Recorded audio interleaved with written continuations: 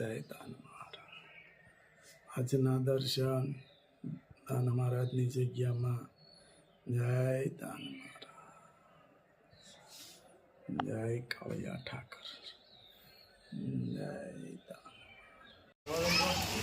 તલાલામાં મેઘમહેર થઈ ગઈ છે. આજે ઘણા સમય પછી આજ પાછો વરસાદનું આગમન થયું છે. જોઈ લો ઠેઠથી ઠેઠ ઊંધી મસ્ત ધીમો ધીમો વરસાદ પડ્યો છે. આવી રીતે જો આખો દિવસ આવે ને એટલે વાવણી પાકી. રેડી અશ્વિન વહી આવ્યો ઓલા પણ ત્યાં અહીંયા અશ્વિન ને બકાલું થઈ ગયું પૂરું. બહુ જલ્દી વેચ નહીં રીંગણા મરચા બે વધ્યા ને અશ્વિન વધ્યો. અશ્વિન જો એટલો મસ્ત વરસાદ પડે છે અને ઠંડુ એકદમ એસી જેવું થઈ ગયું છે.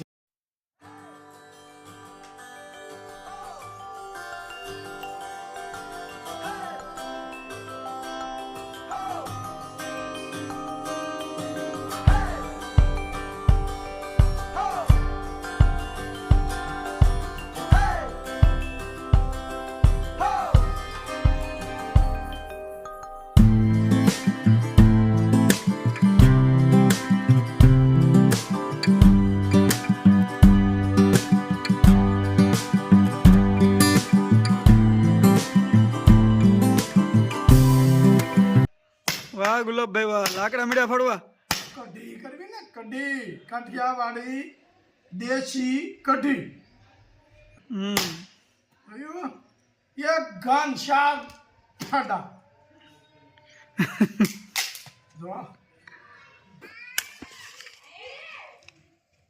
શું કર્યું રાજુ ખબર છે? આ વ્હાઈટ થી સુલો થઈ ગયો. વાઈટ થી ચૂલો જગવો પડે. જય વિઘ્ન વિનાયક દેવની જય. આનાથી ચૂલો જગાવી ને આપણે સિસ્ટમ છે. પેલા જ્યારે લગ્નમાં રસોઈ બનતી એટલે એ વાડથી ચૂલ જગવે. ત્યાં તો મોટી ચૂલ હોય અને લાકડા ઉપર જ રસોઈ બનતી. ત્યારે વાડથી ન જ જગવવાનું હતું. વાડથી જગવે ને એટલે કોઈ પણ જાતનો પ્રસંગમાં વિઘ્ન આવે નહીં અને રસોઈ બગડે નહીં. રસોઈ ન બગડે. નાના મોટો કોઈ પણ પ્રસંગ હોય ને એટલે આ રીતે જ ચૂલો જગાવતા. હવે આપણે ગેસ આવી ગયા. હવે ગેસ આવી ગયા, નહીં તો ચૂલો તો આ જ રીતે જગાવતા. ગુલાબભાઈ મરચા સુધારવાનું ચાલુ કરી દીધું.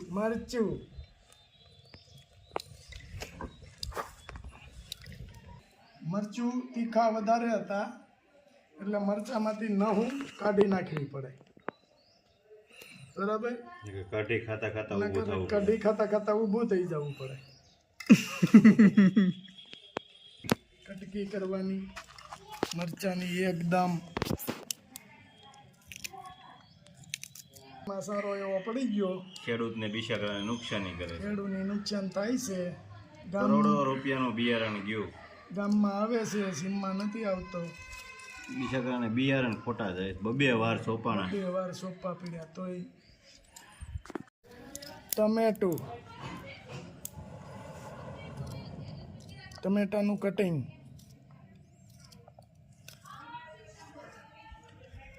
આપણે હવે પ્રોગ્રામ માટે ટીમ બનાવવી પડશે. ટીમ હોય તો મજા આવે પ્રોગ્રામ કરવાની. જો કેટલું ઝીણું ઝીણું ટમેટું કાપવાનું. મસ્ત મસ્ત. છાશ અને બેસન, થોડો બેસન નાખી અને છાશ આ બેસન નાખી અને આને પહેલાં ડોવી પડે. ડોઈ અને લીમડાના પાન એડ કરી દેવાના. આપણે વ્હાઈટ કઢી બનાવવાની છે એટલે હળદર નથી નાખી. ઇનકેસ હજી આપણે ફેરફાર કરવો હોય તો એ થઈ શકે. રેડી. હાલો હવે તાપ સારો એવો થઈ ગયો છે તો આપણે મેકી દઈએ ચૂલે. હાલો મસાલો એમાં એડ કરી દેવાનો. ટમેટું અને મરચું. આને બહુ વાર પાકવા દેવી પડે. ઓછામાં ઓછી કેટલી મિનિટ?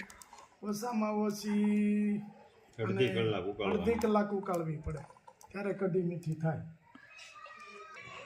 સારું હાલો મળો ઉકાળવા. હા પછી એનો વઘાર કરવાનો હોય. જો ઉપર મસાલો આવ્યો મસ્ત.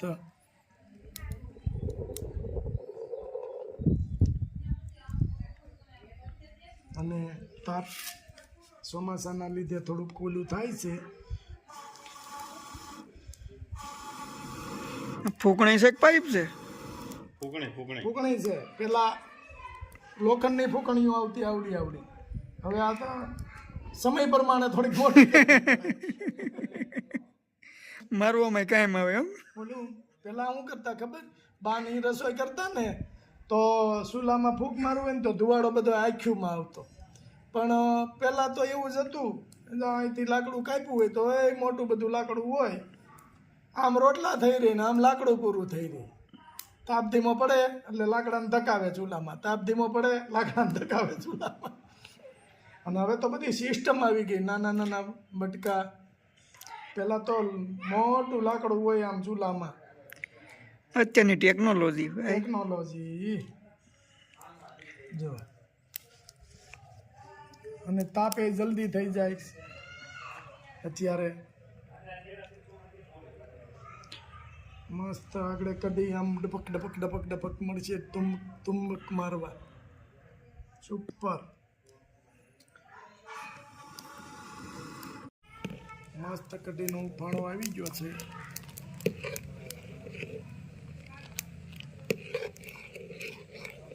અને હલાવતી જ આવી પડે, નહીં તો તળિયે બેસવા મળે. અને પેલા તો શું કરતા ખબર, બાને ઈ કે બીજા કાંઈ કામકાજ હોય અને ભેગી રસોઈ હોય એટલે બીજું કામે હારે કરવું પડે. એટલા માટે રકાબી મેકી દે આની અંદર. રકાબી મેકી દઈ ને એટલે કઢી ઉફાણ ન આવે. આ રીતે સિસ્ટમ હતી એટલે બીજું કામ થઈ જાય. જો ઉફાણ આવે ને એટલે આને હલાવવી પડે. અને આની જેવી ચૂલે બની હોય એવી કઢી મીઠી થોડી થાય.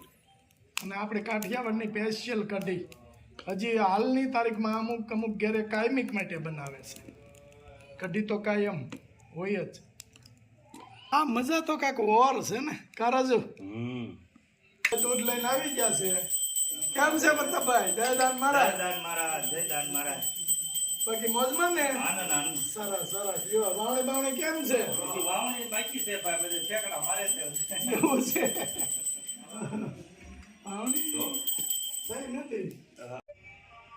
રોકાઈ જાવ પ્રતાપભાઈ આજ. અમારે ત્યાં કઢીનો પ્રોગ્રામ છે. એવું છે? આપણે કાઠિયાવાડમાં ઈ સારું છે, કઢી તો હોય જ. ઓરિજિનલ ખોરાક. અને પ્રતાપભાઈ અમારા માટે દૂધ દેવા આવે રોજ, અને આનંદ આવે પ્રતાપભાઈ હારે. કા પ્રતાપભાઈ? બસ. અને પ્રતાપભાઈ રામાપીર બાપાનું મંદિર આખું સંભાળે છે. સેવા પૂજા એને કરવાની, બીજનેથી જમણવાર હોય છે, આવું બધું સારું કામ કરે છે. હા તે જય પ્રતાપભાઈ, જય દાન મહારાજ. જય રામાપીર. અડધી કલાકની મહેનત પછી ફાઇનલી કઢી પાકી ગઈ છે. હવે આપણે એને વઘાર કરવાનો છે. એટલે આને અહીં લઈ લેવાનું. તો એમાં લીધું આપણે શીંગ તેલ. કેટલો પાવડો નાખવાનું? 1.5 પાવડું. 1 ચમચી રાઈ અને જીરું. 4-5 લવિંગ. પછી આને તળિયું છે લૂછી નાખવાનું. અને પછી 1 ચમચી લાલ મરચું. પછી આને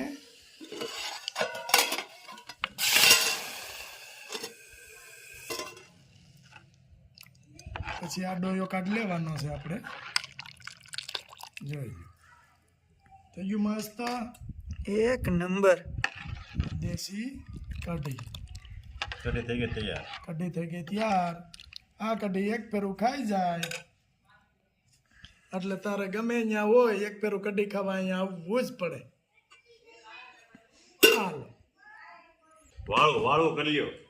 આ અત્યારે હોય ને એને આપણે વાળું કરવાનું કહેવાય કે વાળું કરી લ્યો બરાબર. બપોરે આપણે જમવાનું કહીએ અને સાંજે આપણે વાળું, સવારમાં શિરાવાનું. સવારમાં શિરાવાનું. આ આપણી કાઠિયાવાડી ભાષા તળપત. મસ્ત કઢી બની ગઈ બરાબર.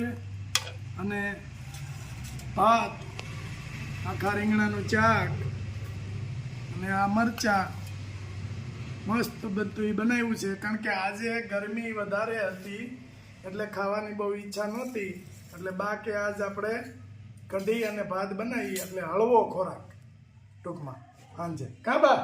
હા હળવો ખોરાક આજ ખાવો તો ને? હળવો ખોરાક રોટલી ખાઈ તો પછી હા, બધું ઈ ભારે ખોરાક થઈ જાય એટલા માટે. હવે આ ભાત આપણે લઈ લેવાના છે અને આને સાવલ પણ કહે.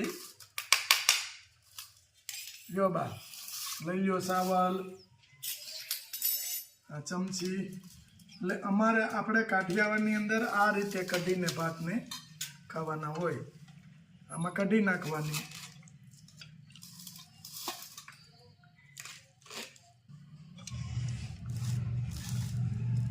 આ લીમડો છે. પછી આપણે આખા રીંગણાની સબ્જી છે.